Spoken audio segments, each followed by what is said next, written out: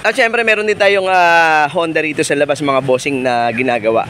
Okay, yun din naman yung setup na gagawin natin sa kanya dahil yung kanyang condenser mga bossing ay urig pa rin. Tapos sa compressor syempre stock din to. Yung evaporator mga boss hindi ko rin alam kung nakalaminated na siya, pero malalaman natin yan mamaya pag na-pull out na natin, no? Pero ang offer ko dito sa ating Honda, mag-long condenser na rin kami. Pati yung compressor i-overhaul na natin yan, bearing, oil seal, lahat na pwedeng makita natin sa loob na kailangan palitan, papalitan natin. Mas makakatipid naman kaysa magpalit ng buong compressor na surplus. Dahil yung presyo naman natin do sa overhaul, hindi ka naman makakabili ng panibagong surplus, no? Okay, so yun ang gagawin natin dito sa ating Honda. Ano bang maganda pang pwede rito? Pero yun na yun ang mga ginagawa natin mga boss eh. Pinakamahaba na rin na condenser lang sinasalpak natin dyan. Tapos lahat ng pwedeng daanan, yun din ang ginagawa natin. So siguro naman hindi black oil tong sa kanya. So makikita natin mamaya pag na-pull out yung compressor niya. Kasi minsan medyo mahirap kung may konti akong ugong na naririnig sa kanya mga boss. Pagka nag-engage yung compressor, meron na siyang konting ugong. Pero kung hindi naman black oil, so wala naman akong malamang makikita sa loob na may damage doon sa kanyang mga pyesa, malibang kay bearing, yung inner bearing na sinasabi natin bossing o mga boss dyan sa loob ng ating compressor na TRS na yan. Okay, malalaman din natin ito mamaya kung ano pa yung mga idadagdag para mas makatulong, makabuti, makatibay, mas magpalamig dun sa ating system aircon, no?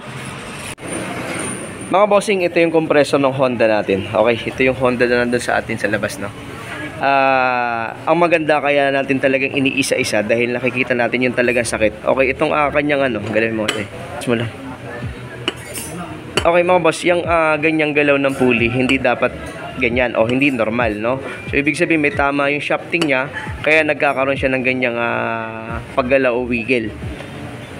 So ngayon, mas mainam kung makukorek natin siya, titingnan natin kung ano magagawa natin sa kanya. Pati yung pinaka shafting na to, may tama na.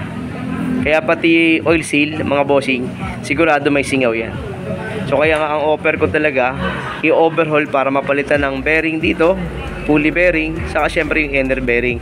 Pero nakitaan natin siya ng ganito, shafting ang may problema nito mga boss. So dapat makorek din natin to para at least tumagal din yung trabaho natin.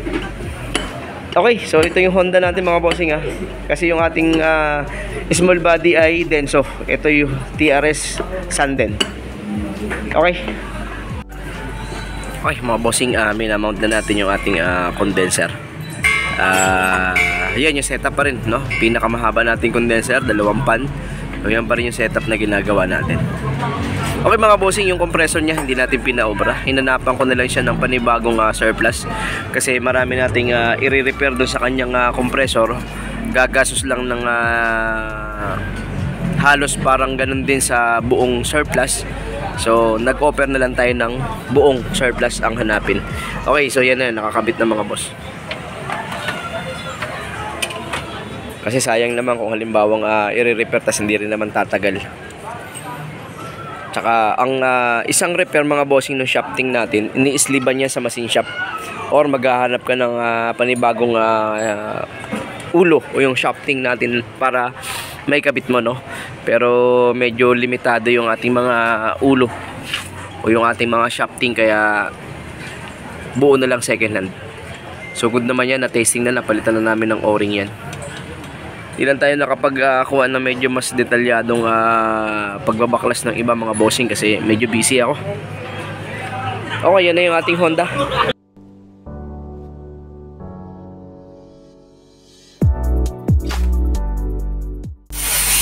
Okay mga bossing, nakakabit na yung ating condenser dito sa ating Honda. Siyempre, nagliligtas na lang tayo. Meron tayong 200 PSI. Check natin kung may mga leak yung ating mga pinagagawa sa buhay na to mga boss. Sigurado ba yan? Ayun, no?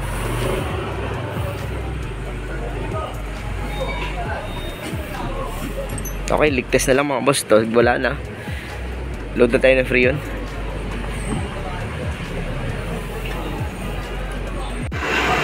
Okay mga boss, load tayo ng Freon dito sa ating Honda. Okay, meron na tayong reading. Nasa 34, low side. High side natin, 150 mga bossing, may konting galaw. Normal lang yan, wag lang sobrang lakas. Bakit?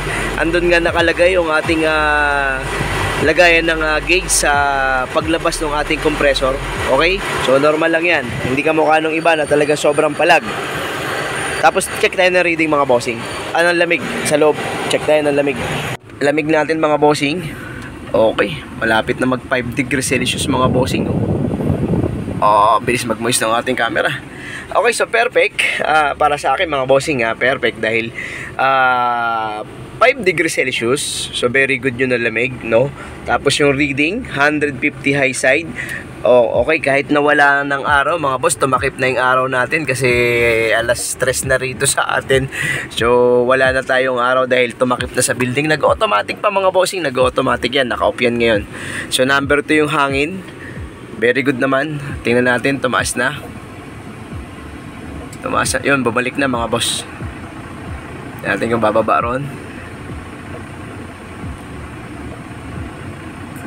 Pupunuin lang natin ng free yun mga bossing, kulang pa eh. Okay, bumaba na ulit. Dahan-dahan. Okay, so very good naman tong ating Honda. Yung ating Corolla sa loob, hindi pa. Naunahan pa nitong nasa labas pero okay lang, nakasalpak naman na nag-vacuum na rin lang naman sila doon. Magkakarga na sila ng free yun.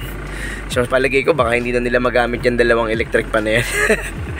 Okay, so obserbahan ko lang. So tingnan natin kung hanggang saan pa yung makukuha at kung magbabago pa ba yung reading. Pero ganda ng off, kahit naka number 2. Nakasagad yung thermostat, nag-automatic yung mga bossing, sagad to. Ayan o, sagad yan.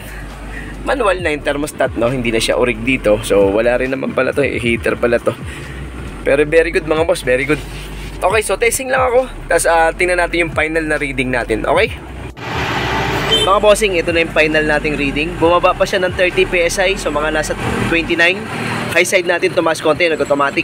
Para mga nasa 170. So walang 175. Nag-off yan mga bossing, bumaba. Tumaas to. Okay, tapos check na natin yung reading ng ating lamig. Ito na yung ating naka-ilang minuto na tayo. Yes! Uy! Parang nasa MOA! Yeah! Okay! Okay mga bossing, ngayon talaga siya. Bumababa talaga sa 5. Okay, tas pala yung off. Kahit na nakasagad na tayo, wala na talaga siyang ibibigay. Kayang-kaya niyang palamigin yung thermostat natin. So siguro, lagay pa natin number 3 para masaya. Tingnan natin. Okay mga bossing, tapos tingnan natin mga boss kung anong makukuha natin dito sa ating infrared na to. Kung nakamagkano ba siya rito. Check natin. Lamig. So, pag naka number 3, medyo bumaba sa 5 degrees Celsius. Kasi lumakas yung hangin. Tingnan natin kung ilan makukuha natin dito. Negative 11, negative 12. Kaya ayaw kong gamitin ka eh. Tingnan lang natin kung hanggang saan siya kayang umabot. Ay, nag-automatic mga bossing. Nag-off.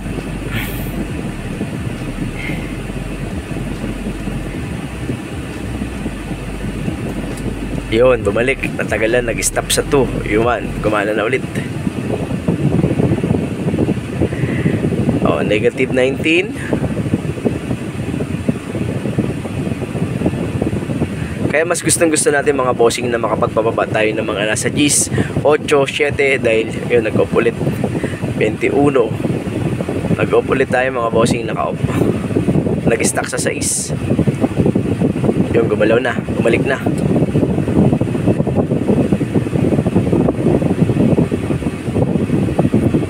Bumalik na. Negative 20 mga bossing. Yun ang inaabot niya. Sa number 3 na hangin Sa number 3 na hangin. Kaya pa niyang madagdagan. Pero mga bossing, yung ating nandun, nasa 6 na tao umangat. Pero mababa pa rin. Naka number 3 Grabe, jackpot. Okay, ayun lang. Yun lang nakuha natin dito sa ating Honda na to. Long condenser. Yung compressor, pinapalitan talaga natin. Mga bossing nga pala, yung ating evaporator, hindi to laminated serpentine to. Kaya mga boss, hindi ako maniniwala na hindi lalamig ang serpentine. Okay? So, lahat yan lalamig kahit fabricated. Sigurado ako lalamig yan. Basta, tama yung ating valve setting. Siyempre, ganda nung condenser, pump ng compressor. So, walang imposible. Mapapalamig natin yan. Kahit copper tube pa yan, kahit copper tube pang ibigay mo sa akin, mga boss, lalamig at lalamig sa atin yan. Basta tama. Yung bomba, dadaanan, pan, valve, dryer. So, pag perfect yun, kahit anong nakalagay na evaporator, makikipagpitpitan ako ng itlog, lalamig yan mga bossing. Okay? Ayun lang. Ito lang ang nakuha natin sa ating Honda. So, tingnan na lang natin yung ating Corolla mamaya dun sa loob kung ano magiging kuha natin lamig. So, aasa tayo Aasa tayo na mas mapantayan man niya to. Mga boss, hindi ako nagpalit ng compressor doon, no? Nagpalit lang tayo ng basag na plate valve. Pangalawa doon yung o-ring. So, tingnan natin kung kayang bumomba ng compressor natin ng ganito. Ganda. Sarap. Okay, thank you very much mga bossing. So, solve na itong ating Honda na to. Doon na lang tayo sa ating Corolla.